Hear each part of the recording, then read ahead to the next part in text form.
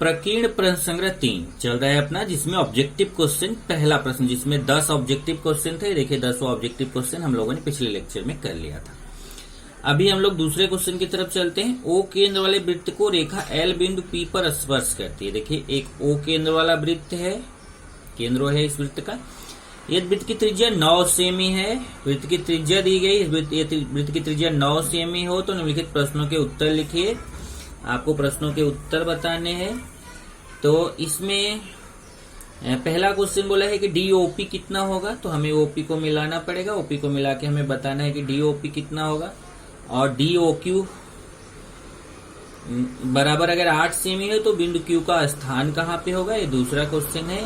और तीसरा क्वेश्चन है कि डी क्यू आर 15 सेमी हो तो रेखा एल पर बिंदु आर कितनी जगह पर हो सकता है, वे बिंदु पी से कितनी दूरी पर होंगे। ऐसे 3 क्वेश्चन है। तो पहला क्वेश्चन देखिए क्या है। पहला क्वेश्चन है कि अगर मान लीजिए वृत्त है, इस वृत्त का केंद्र क्या है ओ, और इसका ये स्पर्श रेखा है, स्पर्श रेखा यहाँ पे P है। तो इसने बोला है कि यहां से इसकी दूरी निकालो। देखो इसकी त्रिज्या पता करना है अपने को, इसकी त्रिज्या कितनी होगी। तो त्रिज्या पता करने के लिए क्या करेंगे, यहाँ पे देखो कि आप इजीली यहाँ पे बता सकते हैं त्रिज्या क्या होगी। ये देखिए O से P को मिला दीजिए, यही त्रिज्या होगी।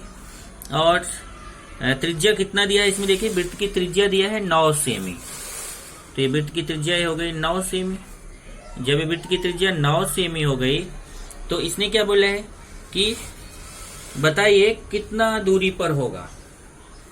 ये आपको पता करना है कि ये जो है, ये देखिए डीओपी कितना होगा। तो डीओपी कितना होगा, तो यहां से देखिए मैं यही मिला देता हूं। ये देखिए ये मिला दिया, यही तो त्रिज्या है ना, ओपी क्या है, त्रिज्या है। तो त्रिज्या 9 सेमी है तो डीओपी मतलब, डीओपी का मतलब क्या हो, ओपी की दूरी कितनी होगी, ओपी की दूरी कितनी हो जाएगी 9 सेमी।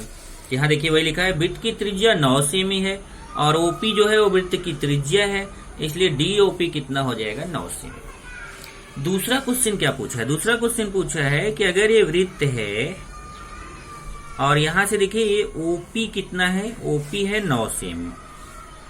ओपी कितना है 9 सेमी। ऐसे अब बोल रहा है कि अगर OQ जो है वह 8 सेमी हो तो Q की स्थिति बताइए। अब देखिए अगर आप ध्यान से देखिए OQ कितना दिया 8 सेमी।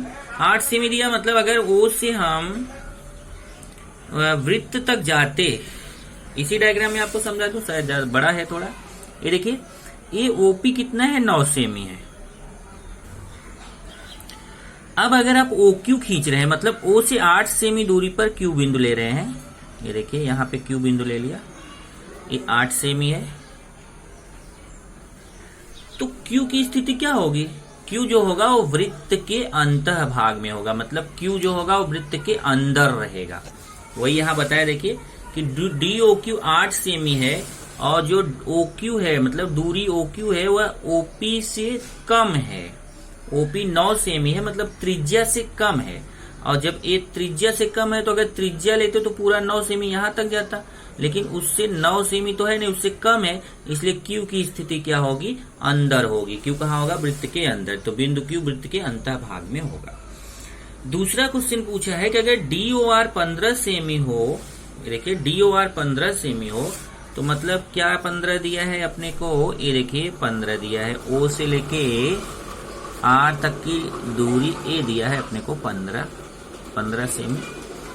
तो पूछ रहा है अगर ये 15 सेमी है तो रेखा L पर क्या R की स्थिति जो है, L पर बिंदु R कितनी जगह हो सकता है। क्या है 15 सेमी दूरी पर, O से 15 सेमी दूरी पर इस रेखा पर एक ही R हो सकता है कि एक और हो सकता है, आप बताओगे नहीं, 2 R हो सकता है 15 सेमी। देखिए इस रेखा पर आप इधर भी 15 सेमी देखेंगे तो एक R यहाँ पे ले सकते हैं और एक R 15 सेमी दूरी पर यहाँ ले सकते हैं। तो इसलिए यहाँ देखिए R और R डैश लिखा है, मतलब कि हमें इस रेखा पर ऐसे 2 R मिल सकते हैं जिनकी O से दूरी कितना हो 15 सेमी। एक बाईं तरफ ले सकते हैं P के और एक दाईं तरफ। तो वही यहाँ पे बताया है देखिए कि यदि DOR 15 सेमी हो तो रेखा L पर बिंदु R की स्थित होने की 2 संभावनाएं होती है। रेखा OP के बाईं ओर हो सकता है या रेखा ओपी के दाईं ओर हो सकता है। देखिए ये रेखा ओपी है, इसके बाईं ओर भी आर ले सकते हैं 15 सेमी दूरी पर, और ओपी के दाईं ओर भी आर ले सकते हैं 15 सेमी। तो आर की पूछा था क्वेश्चन क्या, बिंदु आर कितनी जगह पे हो सकता है, बिंदु आर कितनी जगह पे हो सकता है, तो आपको बताना बिंदु आर 2 जगह पे, रेखा पर 2 जगह पे हो सकता है। तो वह पी से कितनी दूरी पर होगा। अब ये पता करना है कि ये जो आर की दूरी है ये पी से कितना होगा। इधर देखिए ये 9 है, ये देखिए ओपी कितना है 9, और ओ आर कितना है 15। और आप जानते हैं स्पर्श रेखा और त्रिज्या के बीच 90 अंश का कोण बनता है। स्पर्श रेखा और त्रिज्या के बीच कितने अंश का कोण बनता है, 90 अंश। इधर देखिए ये स्पर्श रेखा है और ये त्रिज्या है, तो इसके बीच यहाँ 90 अंश का कोण बनेगा। तो एक त्रिभुज बन रहा है ओपीआर, और ये समकोण त्रिभुज बन रहा है। तो पाइथागोरस प्रमेय लगा के एक कर्ण हो गया, पहली भुजा हो गई, दूसरी भुजा हो गई, हम आरपी का मान निकाल सकते हैं क्योंकि कर्ण और पहली भुजा पता है। इधर देखिए त्रिभुज ओपीआर में, त्रिभुज ओपीआर 90 अंश है स्पर्श रेखा प्रमेय से, तो पाइथागोरस प्रमेय लगा दिया, और पाइथागोरस प्रमेय से हमने पी आर का मान निकाल लिया 12। तो पी आर का मान कितना हो गया 12। तो उसने बोला बिंदु पी से उस आर की दूरी कितनी होगी, तो आपने बता दिया बिंदु पी से आर की दूरी कितनी होगी 12 सेमी।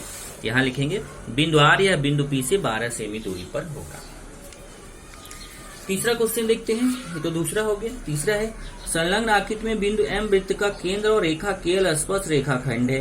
अब देखिए एम केंद्र है और एक केएल जो है स्पर्श रेखा खंड है।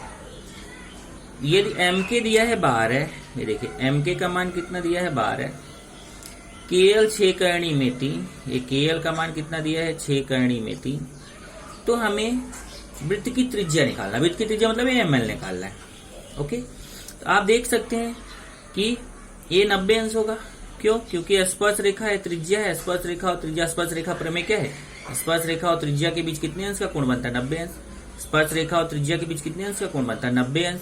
कौन से प्रमेय से, स्पर्श रेखा के प्रमेय से। इधर देखिए स्पर्श रेखा के प्रमेय से कोण एम एल के कितना हो जाएगा 90 अंश।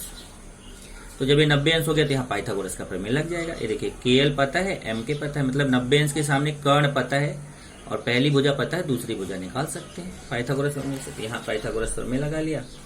ध्यान रखना पाइथागोरस प्रमेय में कर्ण कौन है, एम के का square equal to M L का स्क्वायर प्लस एल के का स्क्वायर।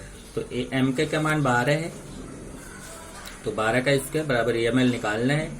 एल के का 6 करणी में 3 है, देखिए उसका स्क्वायर।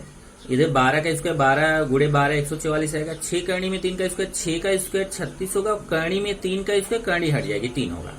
तो देख लीजिए 6 करणी में 3 का स्क्वायर करेंगे तो 6 का स्क्वायर तो 36 होगा, लेकिन ये करणी में है तो इसका करणी का स्क्वायर करेंगे, करणी हट जाएगी 3, और ये गुणा करेंगे 108 आएगा। 108 का इधर लेके माइनस करेंगे, 144 में 108 माइनस करेंगे तो 36 आएगा, और वर्गमूल लेंगे तो 36 का वर्गमूल कितना आएगा 6। इस तरीके से हमें ए एम एल पता चल गया 6।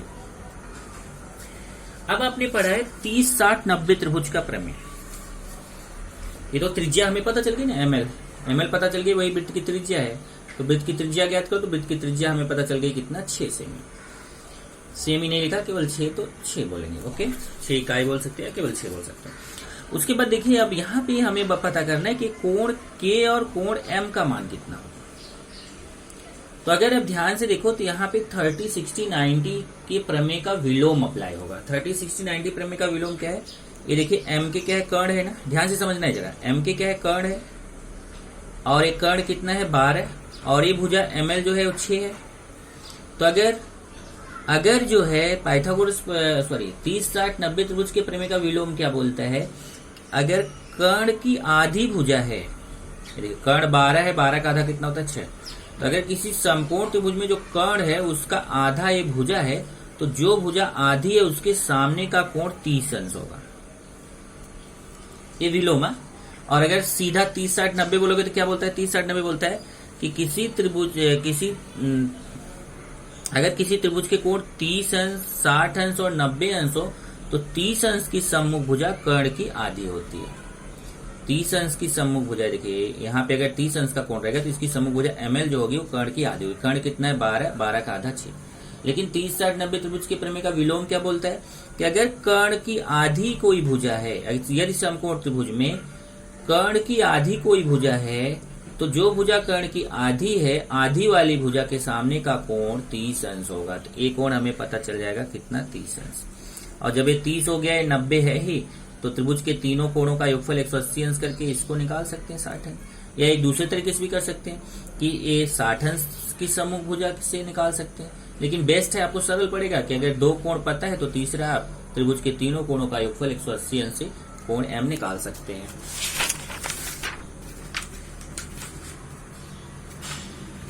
ये देखिए त्रिभुज MLK में ML जो है MK का आधा है, क्योंकि ML 6 है, MK 12 है, तो MK का आधा करेंगे 12 का आधा, तो ML कितना हो जाएगा 6। इसलिए कोण K का मान 30 अंश होगा त्रिभुज के 30, 60, 90 के प्रमेय के विलोम से। ध्यान रखना यहाँ 30, 60, 90 का प्रमेय नहीं बोल सकते, 30, 60, 90 त्रिभुज के प्रमेय के विलोम से। विलोम कब? जब हमें कोण निकालना हो, जब कोण निकालना हो तो हम 30, 60, 90 त्रिभुज के प्रमेय का विलोम बोलते हैं। अब त्रिभुज MLK में अब देखिए जब कोण K पता चल गया और पहले से ही कोण L पता ही है 90, तो MKL है तीनों मिला के 180 अंश, तो ये दोनों जोड़ देंगे और इस तरीके से m का मान 180 में से माइनस करेंगे, m का मान पता चल जाएगा। चौथा क्वेश्चन देखते हैं। चौथा क्वेश्चन है आकृति में बिंदु वृत्त का केंद्र है, रेखा AB तथा रेखा AC स्पर्श रेखाखंड है। अब देखिए AB स्पर्श रेखाखंड है, AC स्पर्श रेखाखंड है, OB त्रिज्या है, OC त्रिज्या है और ये त्रिज्या दिया है अपने को R। वृत्त की त्रिज्या क्या है? R है। देखिए यदि वृत्त की त्रिज्या R हो, R है अगर वृत्त की त्रिज्या, तो OC भी वृत्त की त्रिज्या AB R होगा और OB भी वृत्त की त्रिज्या है, AB कितना होगा? R होगा। और उसने बोल दिया कि AB का मान भी R है। ये देखिए ये जो AB है इसका मान भी R है। अब देखिए OB और OC का तो R था ही, क्योंकि ये त्रिज्या है दोनों। ये देखिए वृत्त की त्रिज्या OB भी है, वृत्त की त्रिज्या OC भी है, तो ये दोनों तो R रहेंगे। और इसने यहाँ प्रश्न में AB को भी बोल दिया इसकी लंबाई भी R है। और आपने स्पर्श रेखाखंड का प्रमेय पढ़ा है। स्पर्श रेखाखंड का प्रमेय क्या बोलता है कि यदि किसी वृत्त के बाहर स्थित बिंदु से वृत्त पर जो 2 स्पर्श रेखाखंड खींचे जाते हैं, वो दोनों स्पर्श रेखाखंडों की लंबाई समान होती है। देखिए एक वृत्त है, इसके बाहर बिंदु A है, बिंदु A से 2 स्पर्श रेखाखंड खींचा गया वृत्त पे, एक AB है और एक AC, तो AB बराबर होगा AC। वृत्त के बाह्य बिंदु से खींचे गए स्पर्श रेखाखंडों की लंबाई समान होती है। स्पर्श रेखाखंड का प्रमेय आपने पढ़ा भी है, सिद्ध भी किया है, मतलब AB बराबर AC होगा। जब AB R है तो AC भी कितना हो जाएगा? R। अब देखिए चतुर्भुज बन रहा है ABOC, चतुर्भुज ABOC की चारों भुजाएं देखिए R R R R, मतलब चारों भुजाएं समान है। AB बराबर BO बराबर OC बराबर AC, चारों भुजाएं कितना R है। जब चतुर्भुज की चारों भुजाएं समान होती हैं तो उसे बोलते हैं कि वह समचतुर्भुज है। जिस चतुर्भुज की चारों भुजाएं समान होती हैं उसे हम क्या बोलते हैं? समचतुर्भुज। तो देखिए यही चीज यहाँ पे समझाया है कि रेख OB तथा रेख OC खींचा, यहाँ से OB और OC खींच दिया, और OB बराबर OC बराबर R, क्योंकि एक ही वृत्त की त्रिज्याएं हैं, OB और OC ये दोनों R रहेगा, एक ही वृत्त की त्रिज्याएं, और AB R ये दिया हुआ है दत्त से। AB बार अब यहाँ पे जैसे सिद्ध करो है तो बेस्ट होगा कि आप दत्त और साध्य भी लिखें। जैसे दत्त में लिख लें कि आकृति में बिंदु वृत्त का केंद्र और रेख AB तथा रेख AC स्पर्श रेखाखंड है, वृत्त की त्रिज्या R और AB बराबर R है। यहाँ यदि मत लिखो, लिखो वृत्त की त्रिज्या R है तथा AB बराबर R है। सिद्ध करना है तो साध्य में लिखेंगे चतुर्भुज ABOC एक वर्ग है। तो दत्त साध्य आपको लिखना चाहिए सिद्ध करने वाले प्रश्न में। अब क्या करेंगे, यहाँ से देखिए बात क्या चल रही थी कि AB का मान भी R हो गया, तो AB बराबर AC स्पर्श रेखाखंड के प्रमेय से AB बराबर AC। तो इस तरीके से ये चारों R R R R हो गया। देखिए चारों R हो गया। जब चतुर्भुज की चारों भुजाएं समान हो गई तो ये ABOC ये समचतुर्भुज हो गया। ये कैसा चतुर्भुज हो गया? समचतुर्भुज। क्योंकि जिस चतुर्भुज परिभाषा से लिखा है कि समचतुर्भुज की परिभाषा क्या है? जिस चतुर्भुज की चारों भुजाएं समान होती है उसे समचतुर्भुज कहते हैं। अब आप ये क्लियर हो, कुछ लोगों को कंफ्यूजन हमेशा रहता है कि वर्ग क्यों नहीं, तो वर्ग के लिए आपको चारों भुजा समान के साथ साथ कोई एक कोण आपको 90 अंश दिखाना पड़ेगा। क्योंकि अगर आपने समचतुर्भुज का कोई एक कोण 90 दिखा दिया तो बाकी 3 कोण समचतुर्भुज के नियम से अपने आप वो 90 हो ही जाते हैं। कम से कम एक कोण आपको 90 दिखाना पड़ता है। तो ये देखिए ABOC समचतुर्भुज लिखा है स्पर्श रेखा के प्रमेय से OB ये 90 अंश। यहाँ देखिए ये स्पर्श रेखा है, त्रिज्या है, तो ये कोण कितना होगा? 90 अंश। चाहे आप इधर आ जाओ, इस तरफ आओगे तो भी बता सकते हो। स्पर्श रेखा है, त्रिज्या है, तो ये कोण कितना हो जाएगा? 90 अंश। कोई एक ले लो, चाहे उस तरफ का चाहे इस तरफ का। तो आप बता दिए कोण OBA बराबर 90 अंश या फिर कोण OCA बराबर 90 अंश। क्यों? क्योंकि स्पर्श रेखा और त्रिज्या के बीच कितने अंश का कोण बनता है? 90 अंश। स्पर्श रेखा त्रिज्या प्रमेय से। ओके, तो ये अभी ये सम चतुर्भुज था ABOC, और सम चतुर्भुज का अगर एक भी कोण 90 अंश हो जाता है तो वर्ग हो जाता है। इधर देखिए, सम चतुर्भुज यदि एक कोण समकोण हो तो वह चतुर्भुज एक वर्ग होता है, इसलिए ABOC क्या हो गया, एक वर्ग हो गया। 5वां क्वेश्चन देखेंगे। आकृति में T केंद्र वाले वृत्त के चारों ओर समांतर चतुर्भुज ABCD परिलिखित किया गया है, अर्थात उस चतुर्भुज की चारों भुजाएं वृत्त को स्पर्श करते हैं। बिंदु EFGH स्पर्श बिंदु है। यदि AE बराबर 4.5, EB बराबर 5.5 तो AD का मान ज्ञात करो। क्या क्या दिया जाए देखिए ध्यान से। AE दिया है 4.5 और EB दिया है 5.5। अब ध्यान से देखना, हमें निकालना क्या है, हमें AD निकालना है, AD का मान। तो अगर हमें HD पता चल जाए तो हम निकाल सकते हैं AD। ओके, तो इसके लिए इन्होंने क्या किया है, यहाँ ध्यान से देखना कि ये जो आप जानते हैं इसमें सब में जो है स्पर्श रेखाखंड का प्रमेय लगा है। स्पर्श रेखाखंड का प्रमेय क्या बोलता है कि वृत्त के बाहर स्थित बिंदु से वृत्त पे जो स्पर्श रेखाखंड खींचे जाते हैं उनकी लंबाई समान होती है। मतलब ये देखिए, बाहर बिंदु ये है, A से एक स्पर्श रेखाखंड AE है, दूसरा AH है, तो AE बराबर AH होगा। तो जब AE का मान 4.5 है तो AH का मान भी कितना होगा, 4.5। इसी तरीके से यहाँ आ जाइए, BE बराबर BF होगा, BE बराबर BF होगा, क्योंकि ये भी बाहर बिंदु है। यहाँ से दो स्पर्श रेखाखंड BE और BF खींचे गए हैं, तो ये 5.5 है BE, तो BF भी कितना हो जाएगा, 5.5। ओके, अब आते हैं यहाँ पे, देखिए वही चीज समझाया है कि AE 4.5 है, EB 5.5 ये दिया हुआ है। AH जो है AE के बराबर होगा तो वो भी 4.5 हो जाएगा, BF VE के बराबर हो तो 5.5 हो जाएगा स्पर्श रेखाखंड के प्रमेय से। अब इसमें हम क्या कर रहे हैं कि ये जो DH है ना, इसको X मान लिया। इस DH को X मानेंगे तो DH बराबर DG के होगा, तो DG भी क्या हो जाएगा, X। और यहां से ये CF को Y मान लीजिए, तो CF बराबर CG के, तो ये हो जाएगा Y। ओके, तो अब यहां से देखिए ये देखिए, ये समांतर चतुर्भुज है। ABCD क्या है, समांतर चतुर्भुज। तो अगर यहाँ पे ये तो समझ गया ना कि DH बराबर DG के, अगर DH को X मानेंगे तो DG भी X होगा, और CF को Y माना तो CG भी Y हो जाएगा। अब यहां से देखिए, समांतर चतुर्भुज की सम्मुख भुजाएं सर्वांगसम होती है। तो पहले क्या करो, यहां से देखो AB निकाल लो।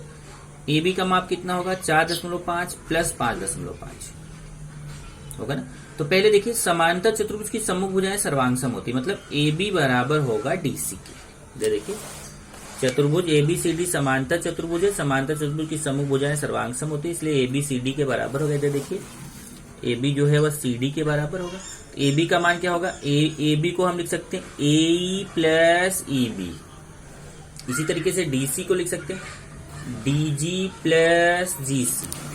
जो देखिए, AE plus EB, CG plus GD। अब इसका मान रख देंगे, AE का मान 4.5, EB का 5.5, और यहाँ DG का X और CG का Y। जो देखिए, ये 4.5, 5.5, इसका Y, इसका X। और ये दोनों जोड़ेंगे तो कितना हो जाएगा, 10। एक समीकरण बन गया X plus Y equal to दोनों जोड़ के 10। इसी तरीके से दूसरी तरफ की भुजा लेंगे। देखिए, ये भी समांतर चतुर्भुज की भुजा है, AD बराबर BC के, तो 4.5। तो इसमें देखिए AD बराबर BC, देखिए AD बराबर BC, और AD दो भागों से मिलकर बना है AH प्लस DH, और ऐसे BC भी दो भागों से मिलकर बना है BF प्लस CF। देखिए, AH plus HD, BF plus FC। इसका मान है 4.5 प्लस X, इसका मान है 5.5 प्लस Y। इधर देखिए, 4.5 प्लस X, 5.5 प्लस Y। फिर क्या करेंगे, ध्यान से देखिए, AX है और ये प्लस Y इधर आके माइनस Y हो जाएगा, और ये 5.5 है प्लस 4.5 उधर जाके माइनस हो जाएगा। घटाएंगे तो कितना आएगा, 5.5 में 4.5 घटाएंगे तो 1 आएगा। AX minus Y equal to 1। अब एक समीकरण 1 है, देखिए यहाँ से एक समीकरण अपना है x plus Y equal to 10, ये समीकरण 1 है, और दूसरा x minus Y equal to 1। ये दोनों समीकरण हल करके हम x और y का मान निकाल सकते हैं। कैसे हल करेंगे, देखिए प्लस वाई है माइनस वाई है, तो समीकरण 1 तथा 2 को जोड़ने पर जोड़ा, ये y कट गया, 2x आएगा, x और x 2x, 10 और 1 11, 2 का भाग हो गया, तो x का मान 5.5 आ गया। x का मान समीकरण 1 में रख दीजिए, तो यहाँ देखिए dh x का मान 5.5 आ गया। अच्छा, जरूरत नहीं है y का मान निकालने की जरूरत नहीं है हमें, जब x का मान आ गया ना तो हमें तो AD ही निकालना है ना, तो हमें y का मान निकालने की जरूरत नहीं है। इधर देखिए, जब हमें ax का मान आ गया तो हमें तो ad निकालना है, तो x का मान 5.5 आ गया। अब आप क्या करो, ये दोनों जोड़ दो तो आपको ad मिल जाएगा, क्योंकि प्रश्न में केवल ad निकालना है। तो यहाँ से देखिए dg बराबर dh बराबर 5.5 हो गया। देखिए dg और dh कितना हो गया, 5.5। वैसे ये लाइन लिखने की भी कोई जरूरत नहीं थी। तो यहाँ से आपका अब ad बराबर हो जाएगा ah प्लस dh। ये देखिए ad बराबर ah प्लस st। अब 4.5 प्लस x का मान 5.5, दोनों जोड़ देंगे तो आएगा 10।